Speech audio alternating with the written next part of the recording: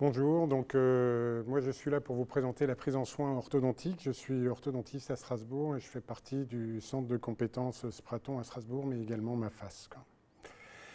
Donc la séquence de Pierre Robin en orthodontie, on n'en a quand même pas beaucoup en traitement. C'est un enfant sur 8500 jusqu'à 30 000. C'est à la fois pour 50%, comme ça a déjà été dit, des formes isolées ou des formes syndromiques, mais par rapport au syndrome qu'on a à traiter également, les Treacher-Collins, c'est 22q1 et Kabuki peuvent être amenés à être traités, à faire de l'orthodontie, comme on le verra. Donc il y a des spécificités anatomiques qui sont importantes. D'abord une rétrognathie mandibulaire, une hyperdivergence faciale et des agénésies dentaires qui peuvent exister. Mais également, alors ça c'est aussi important, des spécificités fonctionnelles avec des risques d'apnée du sommeil et puis évidemment la phonation qui peut jouer également en rapport avec la chirurgie du voile. Donc lorsqu'on voit cet enfant, tout de suite au niveau exobuccal, on voit qu'il y a une convexité, une convexité de l'étage inférieur de la face, avec une hauteur également augmentée entre la pointe du nez et le menton. Et il y a une incidence qui peut être importante. Et l'angle nasolabial, parfois, est peu modifié. Donc ça, c'est quelque chose aussi qui est important. Donc quand on regarde au niveau d'une téléradiographie de profil, on a un maxillaire et un ramus mandibulaire qui sont plus courts et associés avec la possibilité d'avoir un birétrognatisme qui est aussi assez important. On a une rotation postérieure mandibulaire et la mandibule en position rétruse et bien évidemment associée une ouverture de l'angle mandibulaire. Et ça se traduit par une dimension sagittale pharyngée réduite dont il faudra tenir compte pendant les traitements d'orthodontie. On a également, ça dans le sens transversal, une réduction du sens transversal tant maxillaire que mandibulaire, qui est important également parce qu'on serait tenté de faire des extractions pour adapter le volume dentaire au volume osseux, mais c'est surtout pas ce qu'il faut faire. Il faut tout faire pour adapter le volume osseux au volume dentaire, en tout cas aller dans ce sens-là. On a des agénésies, pas systématiquement. Bon, là, c'est un cas où il y avait 6 agénésies de prémolaires. Le plus souvent, ce sont les deuxièmes prémolaires mandibulaires, 35 et 45, qui sont absentes et qu'on retrouve assez régulièrement. Alors, il y a une susceptibilité plus marquée, comme on l'a vu avant, pour les apnées obstructives du sommeil. C'est toujours valable, même si ça diminue, comme ça a été dit, mais c'est toujours valable pour l'enfant et l'adolescence et à l'âge adulte. Donc, la collaboration avec le somnologue est vraiment importante. Mais on a aussi une dysfonction linguale qui est souvent associée, et là, c'est la collaboration avec l'orthophoniste qui est importante. Donc, les objectifs seront de tenir compte à la fois d'avoir une phonation qui soit intelligible, donc ça sera avec les chirurgiens, faciliter une croissance faciale et plus particulièrement la croissance mandibulaire, faire les conditions soient telles qu'on puisse avoir une croissance qui soit équilibrée, et éviter d'aggraver l'obstruction des voies aériennes supérieures. Donc la phonation, elle est fortement dépendante des chirurgies primaires. Il faudra en discuter avec les chirurgiens, notamment quand il y a des vélopharyngoplasties, et savoir s'il y a une chirurgie qui intervient, s'il y a un traitement d'avancée du maxillaire. Enfin, toutes ces choses-là peuvent être un lien, donc il faut vraiment discuter avec le chirurgien. Et on aura toujours, par rapport à cette phonation, faire en sorte que les séquences thérapeutiques qui correspondent au chirurgien, à l'orthophoniste et à l'orthodontiste ne viennent pas se surajouter et qu'on puisse travailler ensemble sans gêner l'autre discipline. Alors, la croissance mandibulaire et les troubles du sommeil, il faudra corriger le sens transversal du maxillaire avec une disjonction maxillaire, ça j'y tiens, j'insiste, afin de faciliter la croissance mandibulaire. Si on a l'arcade maxillaire qui vient complètement bloquer la croissance mandibulaire, il faut d'abord la déverrouiller de telle façon que la mandibule puisse avoir une croissance presque normale. Et en période de croissance pubertaire, privilégier les activateurs de croissance mandibulaire de classe 2. Après, en fonction des fonctions et notamment du rôle morphogénétique de la langue, il faudra en tenir compte également pour que ça devienne un atout et non pas un inconvénient.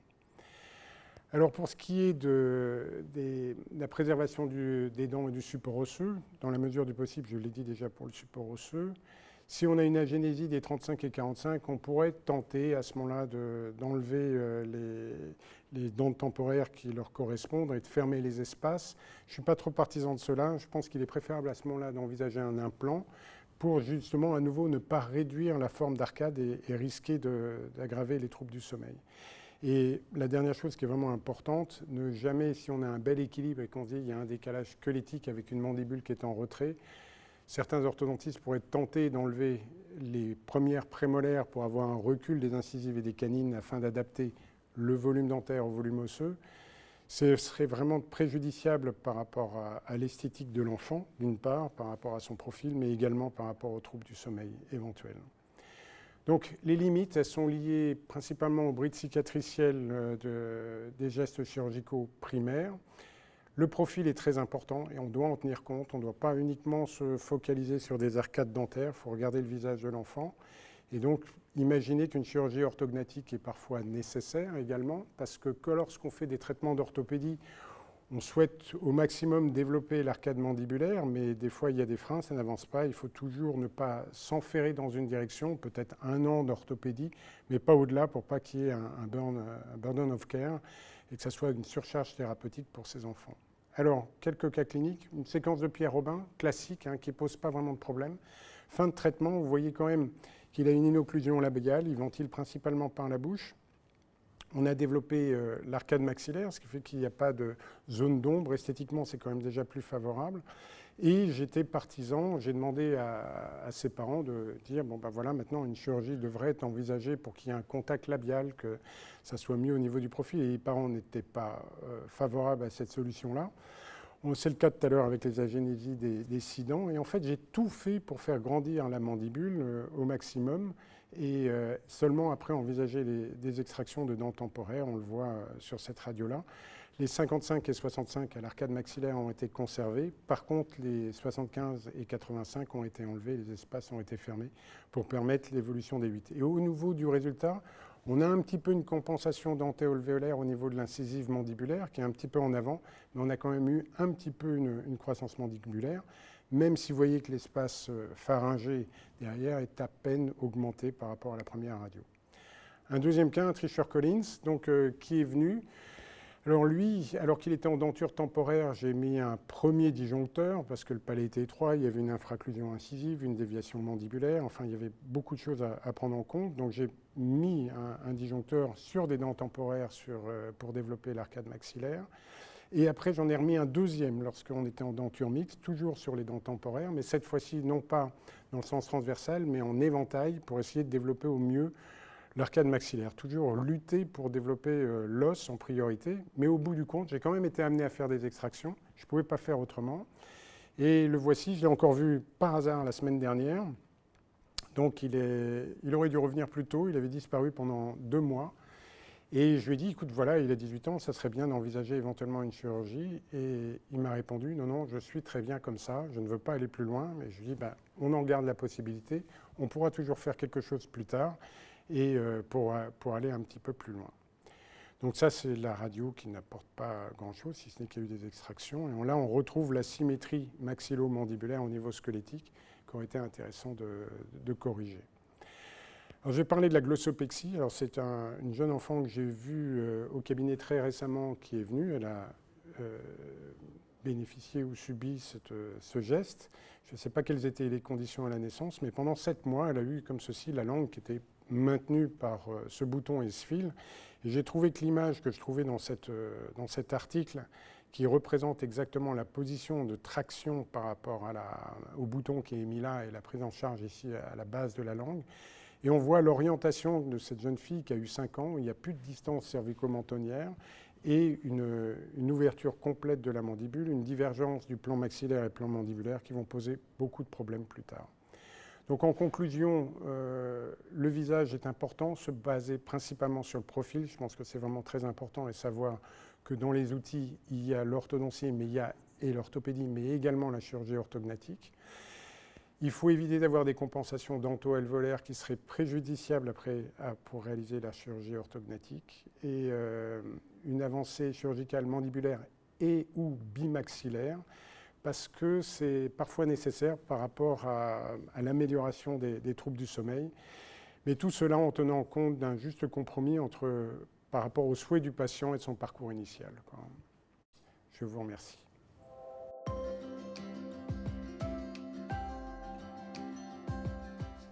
Merci beaucoup Bruno pour cette présentation. Alors, dans les séquences de Pierre Robin, il est souvent dit que la mandibule rattrape la croissance.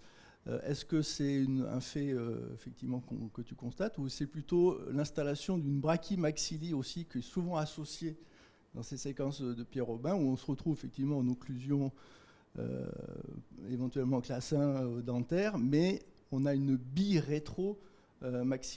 maxillaire et donc mandibulaire, et ce qui justifie parfois la chirurgie bimaxillaire à l'adolescence. Bah, je suis tout à fait d'accord avec toi. Je pense qu'on peut avoir une croissance, mais qui sera minime. Et il faut vraiment en tenir compte et toujours avoir en tête que... Alors, il y a des cas qui sont assez simples, hein, il n'y a pas que des cas complexes, mais toujours avoir en tête que la chirurgie doit être envisagée, parce que mettre un activateur de croissance mandibulaire pendant des années, entraîner cet enfant en disant bah oui, on va y arriver, on le soutient, parce qu'on y tient, nous aussi, on est très impliqués aussi psychologiquement dedans, on veut que ça soit mieux par rapport à son profil, et peut-être une erreur, et dans ce cas-là, vraiment ne pas en faire de trop et opter pour une chirurgie et l'annoncer dès le départ aux parents, à l'enfant, qu'éventuellement ça serait à envisager, quoi. Ce sont des chirurgies qui se font quand même très bien maintenant, il faut le dire aussi, quoi. Merci beaucoup de ce topo. Ce serait intéressant qu'on puisse reprendre ceux qui grandissent peu, comme vous dites, alors qu'il y en a certains qui grandissent quasiment normalement. Quand même une majorité. Alors bien sûr, on parle que de ceux qui ne vont pas bien. Mais il y a une hétérogénéité. Je parle du Robin isolé, bien sûr pas des dystossoses mandibulofaciales, c'est un autre sujet. Mais même dans le groupe des Robins isolés, il y en a qui ont une croissance qui est vraiment parfaite. On a fait une étude, nous, des ados, et d'autres qui restent birétrus, donc avec finalement, c'est harmonieux, mais c'est petit, un peu haut et bas. Excusez-moi la simplification verbale. Est-ce que vous avez des éléments un petit peu prédictifs de ça? Autrement dit, est-ce que vous avez, avec toute votre expérience, quand vous voyez un enfant qui a un Robin isolé à 5 ans, est-ce que vous avez des éléments pour dire ceux dont la croissance va être satisfaisante, voire avec une récupération quasi complète de ceux qui ne récupéreront pas? Alors, à dire vrai, non. Non, d'une part parce que l'échantillonnage est très faible. Je pense que j'ai dû avoir une dizaine de patients avec une séquence de Pierre Robin, lorsqu'ils sont identifiés en plus séquence de Pierre Robin. Et bon, après, je ne parle pas des syndromes, hein, je parle des cas isolés, quoi.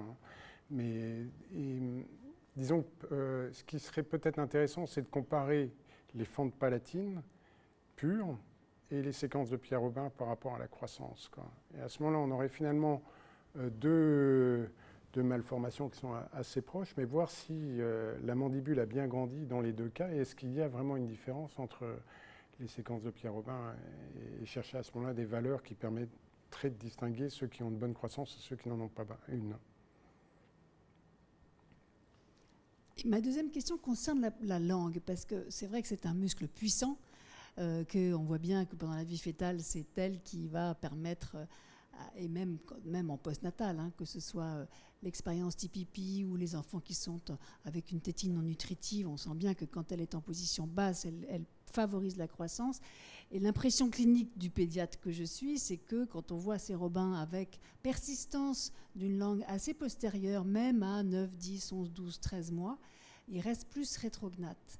Ma question, mais c'est peut-être plutôt à des kinésithérapeutes ou à des orthophonistes qu'il faudrait la poser, mais vous avez sûrement votre idée, c'est est-ce qu'une rééducation linguale précoce chez le bébé ou chez l'enfant jeune permettrait d'améliorer ce défaut de croissance de la mandibule chez l'enfant? Sûr.